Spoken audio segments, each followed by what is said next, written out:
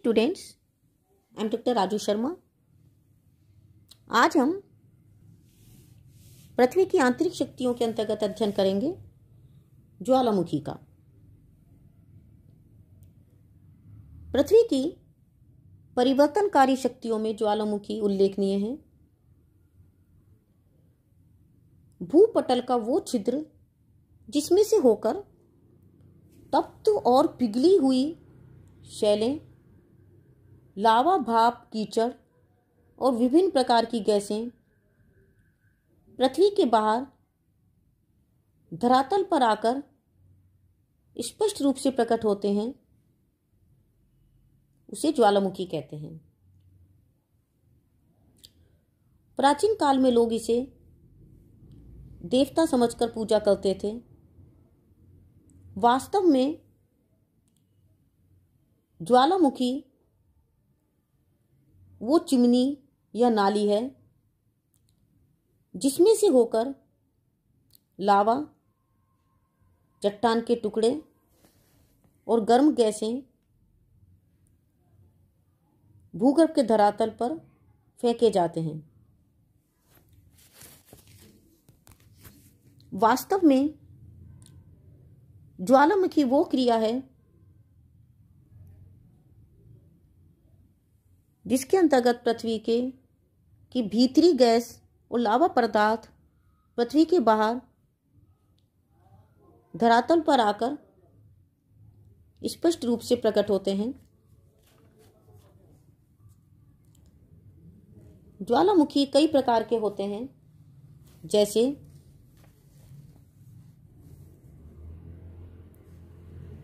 केंद्रीय उद्गार वाले ज्वालामुखी और दरारी उद्गार वाले ज्वालामुखी।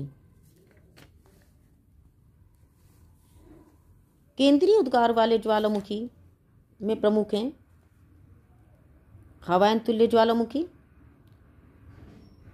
स्ट्राम्बोलियन तुल्य ज्वालामुखी, वल्केनियन तुल्य ज्वालामुखी, विसुवियस तुल्य ज्वालामुखी और प्लीनियन तुल्य ज्वालामुखी।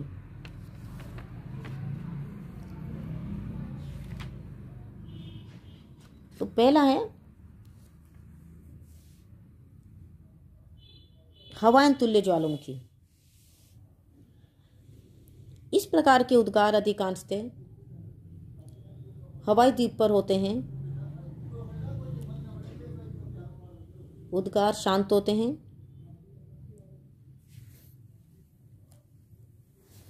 मोना लोआ ज्वालामुखी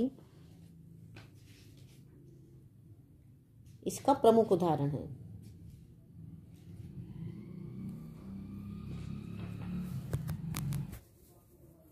हवाई द्वीप में मोना लोआ और मुआ की दो ज्वालामुखियों में उद्गार फटाकों जैसी आवाज के साथ कभी कभी होता रहता है। इसमें उद्गार के समय द्रव या बेसिक लावा मुंह से छिड़ककर ज्वालामुखी की दीवारों पर बिखर जाता है।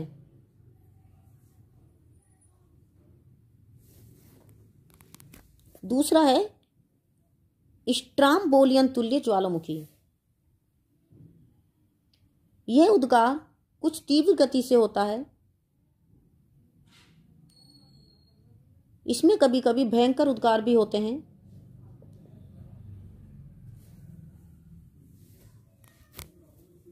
स्ट्राम्बोलियन ज्वालामुखी भूमध्य सागर में सिसिली द्वीप के उत्तरी भाग में स्थित है। इनमें सामान्यतः कम गाढ़ा लावा निकलता है। उद्गार के समय कभी कभी ज्वालामुखी की नली में गैसों का दबाव बढ़ने से विस्फोट भयंकर आवाज के साथ होता है।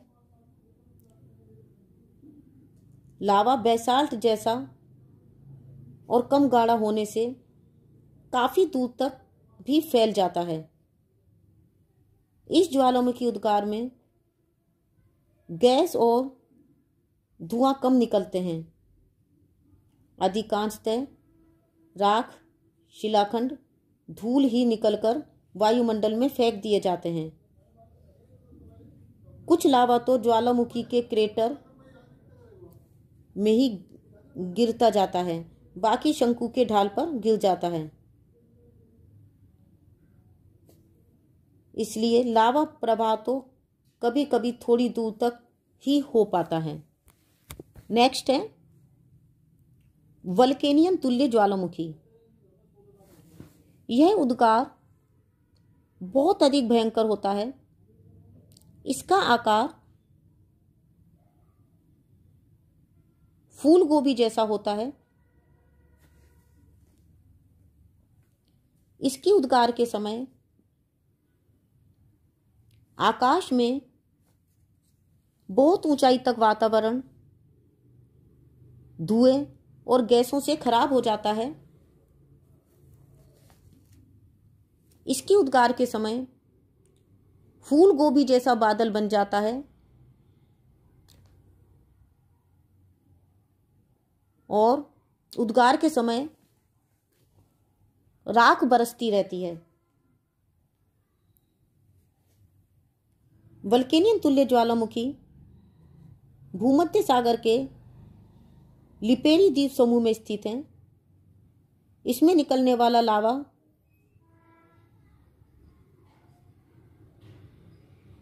गाढ़ा होता है,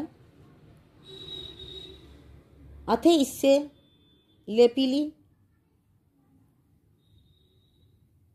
व बम्ब जैसी आकृति आकाश में उछलकर भूमि पर गिरती है। इससे निकले गैसीय पदार्थ वाष्प, धूल व राख में फूल गोभी जैसे बादल बनकर दलदली वर्षा कर देते हैं। नेक्स्ट है विस्यूवियस तुल्य ज्वालामुखी।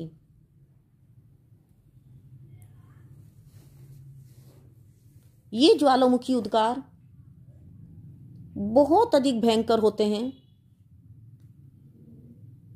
इसमें ज्वालामुखी वाष्प, गैसें और लावा और विखंडित पदार्थ आकाश में काफी ऊंचाई तक पहुंचकर बादल का सा रूप धारण कर लेते हैं। इससे निकला लावा काफी पतला होता है। नेक्स्ट है पीलियन तुल्य ज्वालामुखी। इस प्रकार का ज्वालामुखी उद्गार सबसे अधिक विनाशकारी, भयंकर, विस्फोट और अत्यधिक तेज आवाज के साथ होता है। इस प्रकार के उद्गार में गैसों एवं उष्ण जल वाष्प का भयंकर दबाव बढ़ जाने से ऐसे उद्गार विशेष विनाशकारी या हिंसक हो जाते हैं और बहुत अधिक भयंकर विस्फोट के साथ होते हैं। विश्व प्रसिद्ध 1883 के क्राकाटोआ द्वीप के ज्वालामुखी, जो कि जावा के निकट है, के भयंकर विस्फोट से इस द्वीप का 1/3 भाग उड़ गया और शेष 2/3 भाग सागर में डूब गया। इसके विस्फोट की आवाज 4800 किलोमीटर दूर तक ऑस्ट्रेलिया तट पर भी सुनाई दी। इसमें स्थानीय सागर तल 35 मीटर ऊंची लहरें उठने से जावा व सुमात्रा तट के 36,000 व्यक्ति मारे गए। ऐसा ही विस्फोट 1902 में माउंट पील, जो कि पश्चिमी द्वीप समूह में मार्टिनिक द्वीप में है, भयंकर आवाज के साथ हुआ। इसमें लावा विशेष गाढ़ा और अम्लीय था।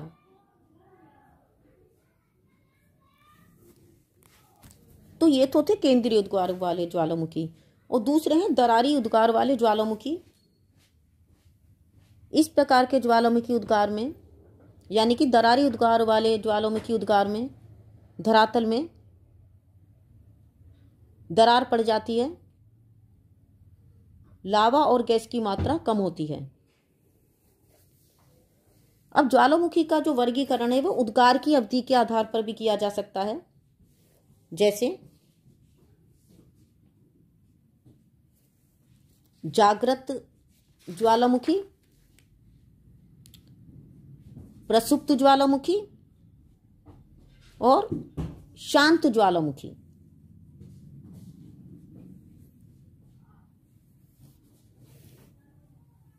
तो पहला है जागृत ज्वालामुखी।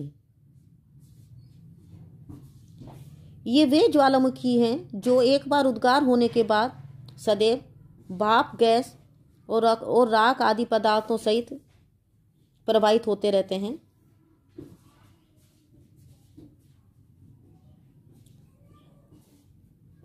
हवाई द्वीप का मोना लोआ, मोनाकी एवं भूमध्य सागर का स्ट्राम्बोली ऐसे ही ज्वालामुखी हैं। दूसरा है प्रसुप्त ज्वालामुखी।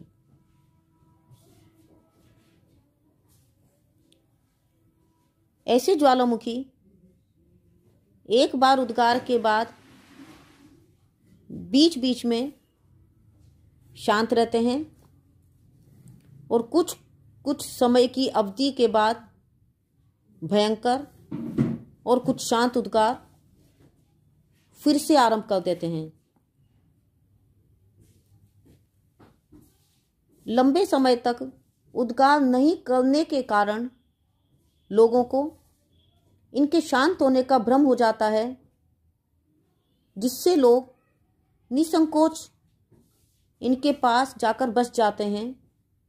लेकिन जब कभी इनमें अनायास विस्फोट होता है तो अपार धन जन की हानि होती है। नेक्स्ट है शांत या मृत ज्वालामुखी।